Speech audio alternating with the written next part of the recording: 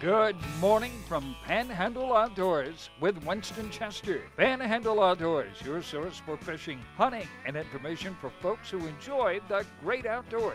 Now sit back, relax. It's Panhandle Outdoors. Good morning, folks. Welcome to Panhandle Outdoors. I'm Winston Chester. Glad to hear this morning. Got a great show lined up, a special guest here in the studio. But first, our weather brought to us by Panhandle Technical Center. It's going to be cold again. We're looking at a high of 57 and a low of 34 degrees tonight. Water temperature is hanging in there around right at 62 degrees, and it's going up about 8 degrees over the month of February. We'll show you a little chart on that later on this week. The river readings, they look very similar to yesterday. In fact, I compared today's chart with yesterday's chart, and very similar. But what's going on? The Appalachian Coast is dropping really fast. If you're looking at on Friday, they were able to anticipate that a little bit sooner, so they're going to have a fast drop-off for the weekend. So if you want to do some set lines and bush hooks, it'd be a good time to do it with falling like this on the big river. It's reading, it's still reading 15 foot. Chartastic Careville is reading 11.2, and it should be just level the rest of this week on through Friday and Saturday. Not much motion going on that. Now the tide chart brought to us by Kent Forest Lawn Funeral Home and Cemetery. Looking at them on your screen there, we're looking at a low tide of 4:38 this morning and a high tide of 7:14 tonight. So we have a good strong tide and a good incoming tide. The marine forecast, and we got about a 90% chance of rain today. The marine forecast is really not going to blow that hard. It's going to be north-northwest and be swinging around to the west about 6 to 7 miles an hour. So should be not that windy, but it's not going to be a good day to get on water, it looks like. All right, let's take our break. We'll be right back with our special guest.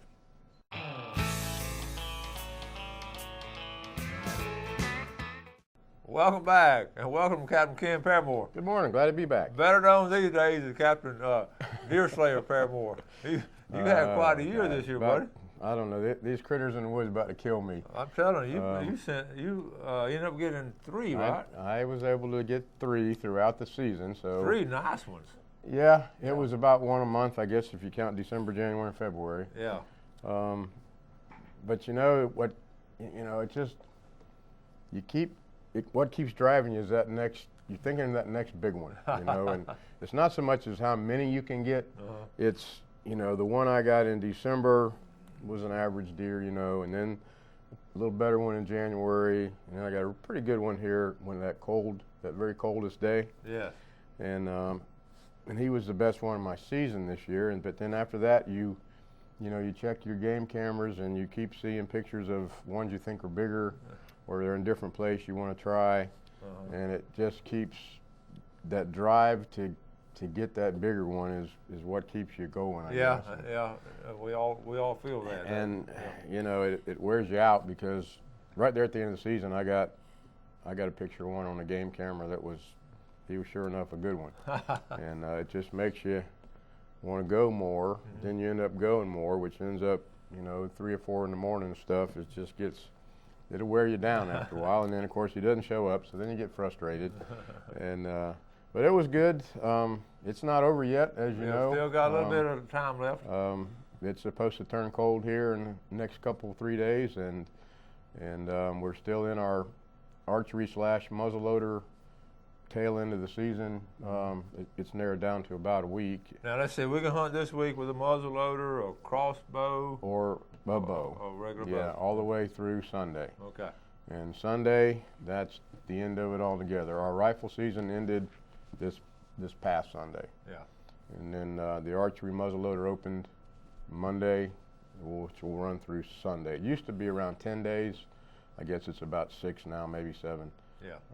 But most people by now have done what they're going to do. The rut is pretty much not over, but it's winding down. It got hot last week, and to me, it slowed down a lot of the activity. Sundays, this last day of rifle, it rained all day long. Yeah. A lot of people didn't go, including myself. But sometimes there's still some good ones left for this post-muzzleloader archery season.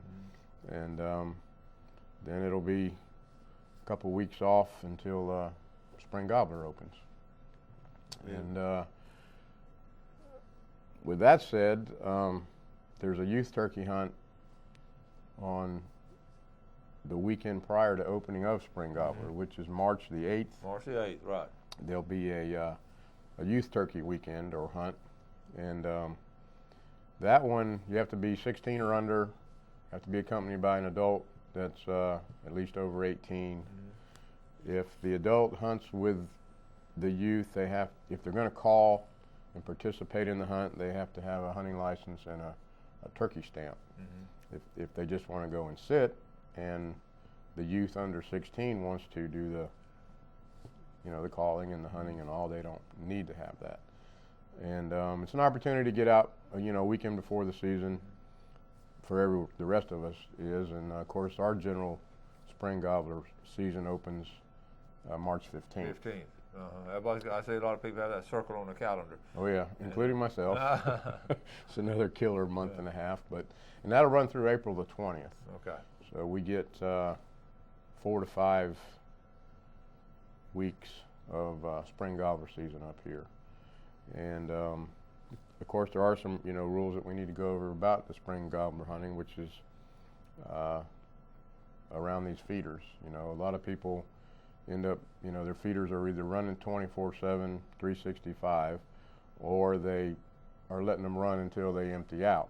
Yeah. And you have to be careful hunting around them, with turkeys, even though you may not be doing it intentionally. The hunters need to be 100 yards away from the feeders. Okay, 100 yards away. Right. All right. Now, if you're outside of 100 yards and the turkey's under the feeder, and you have a rifle, you can do it. Okay. But if you're inside 100 yards and that turkey's around that feeder, okay, that's a problem. So, and anyone knows anything about spring turkey hunting, it's not about hunting them over bait.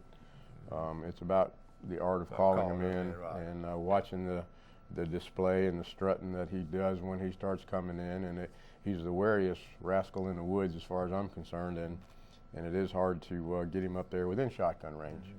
But the ones that we really target this time of year are the ones who go and pour a bunch of corn or scratch feed out on the ground and set up a blind on top of it and wait for him to come in and eat, and then blast him with his shotgun. There's just no sport in that, and there's no need in that.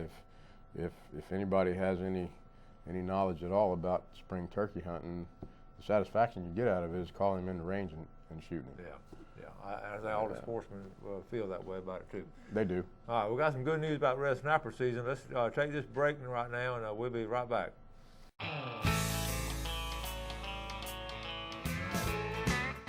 Okay, welcome back. Here with Captain Ken Fairmore. Got a couple of pictures real quick, and then we'll get back with Ken.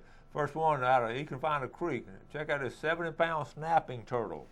Okay, we're going to find out more about it later, but I got that picture last night. But here's the big news. Marcus Parrish, the first pompano of the season, called Monday afternoon. He's that pompano's lost. Good job, Marcus. And you see he's got a surf, and Marcus just took up. This is a great hope for him. But Marcus took up surf fishing last year. He's done a phenomenal job. He sent me some pictures last summer, and first pompano of the year right here, Panama City Beach. You can see the condos right there. Good job, Marcus. That's great. All right. So that gets people excited right there. Yeah, hopefully there'll be a good spring run and he can get a whole bunch more of those. I hope so. Now, let's get back to finish up on those hunting. There was one hunting rule we left out. Right. And it's a proposed rule. Stan mentioned it a few weeks ago. I'll just touch on it real quick. There is a proposal before our commission to raise the daily bag limit of spring turkey to 2 a day rather than 1.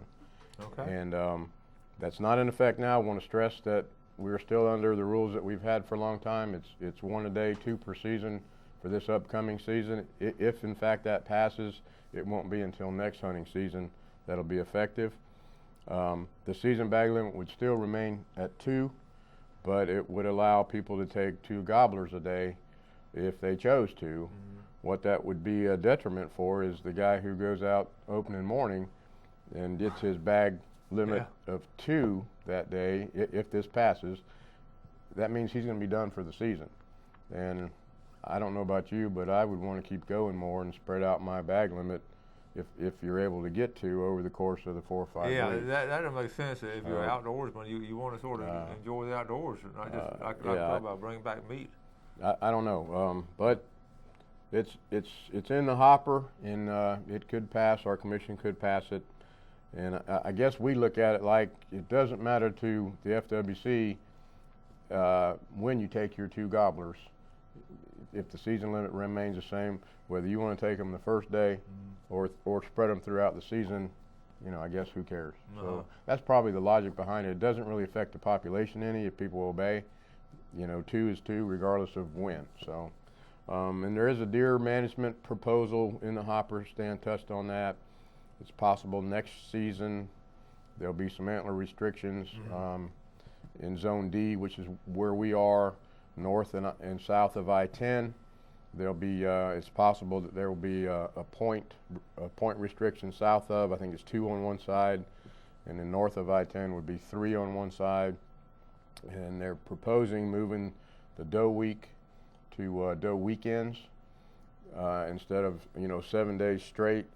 A lot of times in the past during our doe week, if we had bad weather, warm weather, full moon, or people couldn't go during the week, that's almost 7 days that you didn't have an opportunity. So they're proposing to take the same amount of 6 or 7 days, but spread it out over a couple, 3 weekends throughout the season. I like that. And then people would have an opportunity, if you wanted to take your doe, on this weekend, and then, another one on another weekend, instead of having to go during that 7-day stretch. So that makes a lot of sense. Hasn't passed yet. There's a lot in the wind for our April commission meeting, which is the turkey rule, and what we'll talk about now, if you want, is a snapper.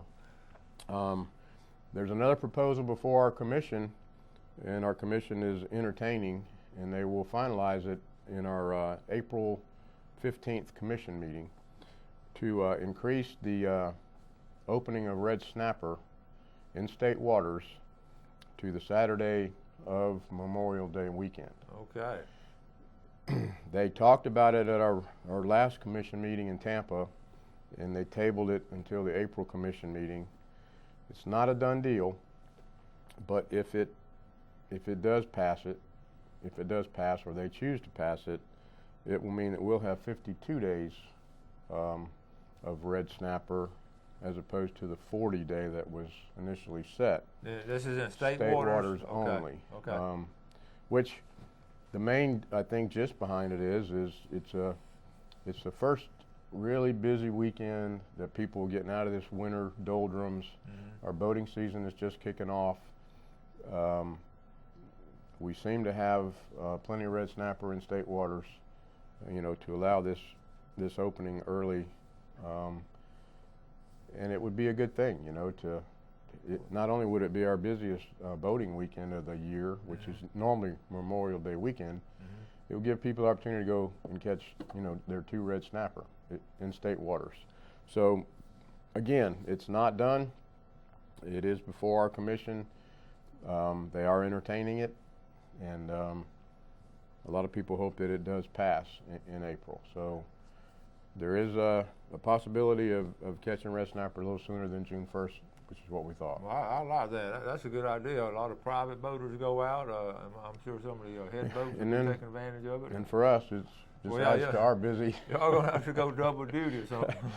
Because it is normally, the Memorial Day weekend is also coincides with National Safe Boating Week.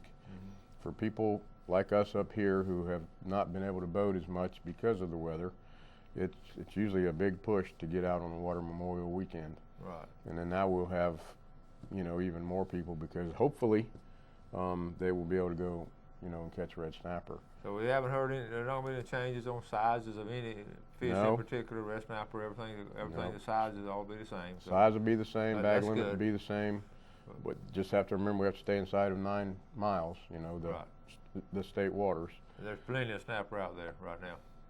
Yeah, I talked to a guy that went last weekend before last, and he went to his red grouper spots, and he's normally able to get red grouper at these spots, and he said he couldn't catch red grouper for red snapper. Okay. So if that's any indication, I'm sure all these inshore places are full of snapper right now. Okay. So. All right. Well, let's take a final break, and we'll be right back with the case of the month. All right.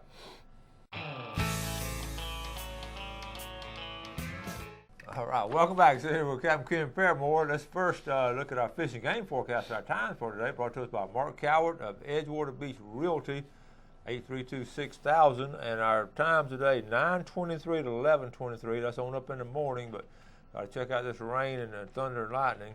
And tonight, 9:52 to 11:52. So check out those times. Keep up with those. Those are always on our website if you ever need to check up on them.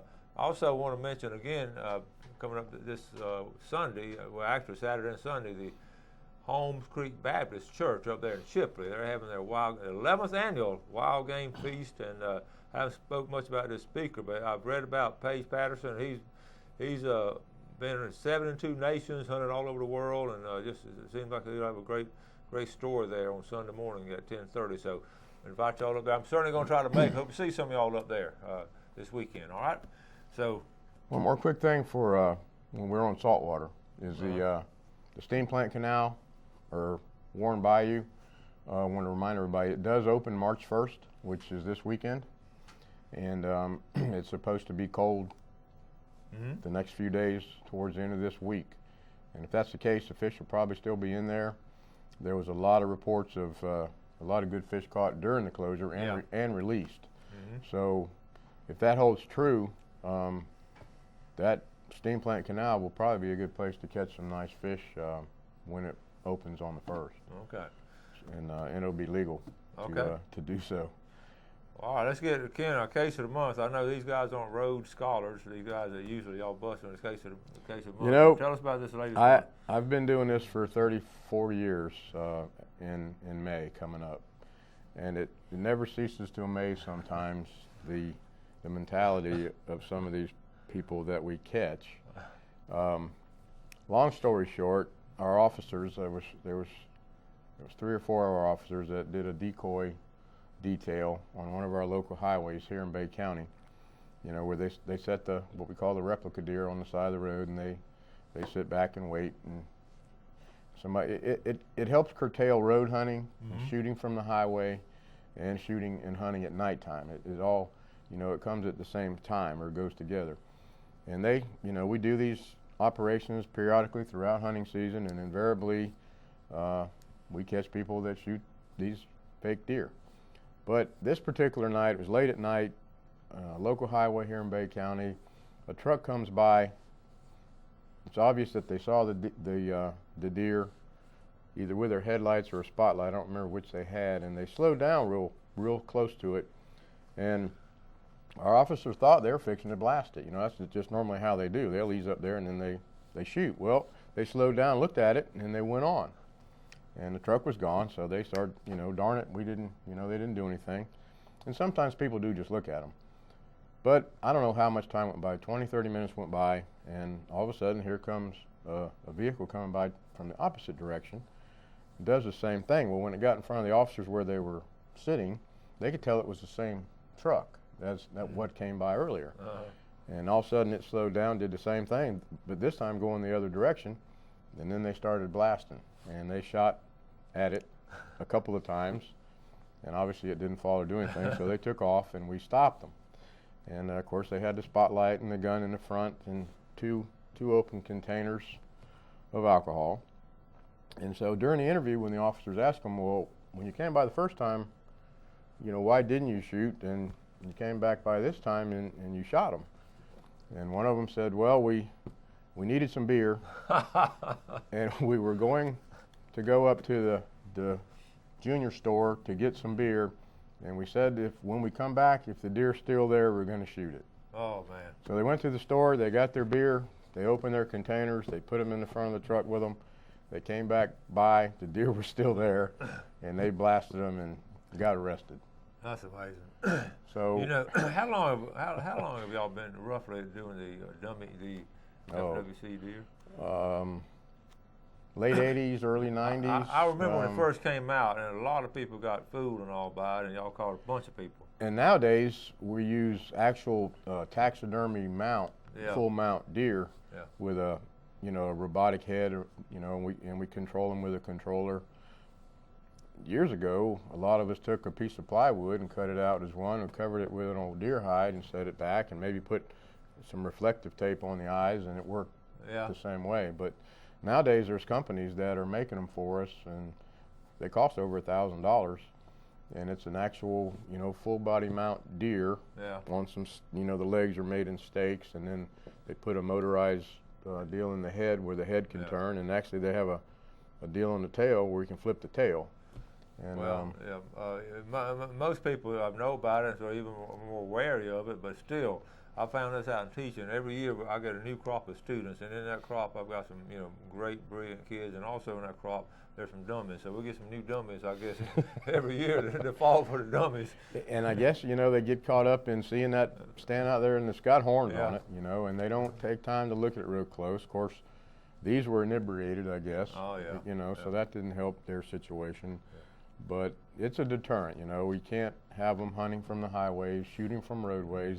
They'll shoot people in front of, they'll shoot deer in people's front yards. That's amazing. On some of these rural highways. Don't give it a second thought of where the bullet's going to end up or go. The people come out of their house, they call the sheriff's office. It's crazy sometimes. And why, they continue, that's what keeps us in business, I guess. Well, I know, and this is pretty well wrapping up hunting season, so that'll be put on the shelf. Then y'all get it ready for. Yep, we put them all in the shed, and they stay there till next, early fall. And a lot of them are shot up, and we have to get them fixed, and the motors and the mechanisms get blown apart. Yeah. Or we're doing one now. We're sticking a new hide over it. Well, that'll give Stan Kirkland something to do during his lunch hour. Tell him we'll work on fixing those up for you. Yeah, he can fix those deer for us. Well, okay, I got just a little bit left. Anything else about to wrap it up?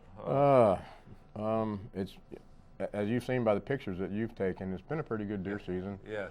I think everybody's pretty well. It's time to change gears, and I know you were talking about the fog. We're waiting on the fog. Yeah, we're going to start counting on Monday. Actually, Saturday we're going to start counting. All right. Thank you so much, Ken. Appreciate it. Enjoyed it. All right. Thank you, folks, watching Panhandle Outdoors. Now, do something good for somebody today, and God bless. Thanks for joining us for Panhandle Outdoors with Winston Chester. Panhandle Outdoors features hunting, fishing, and other activities and information to help you enjoy the great outdoors. Join us next time for Panhandle Outdoors.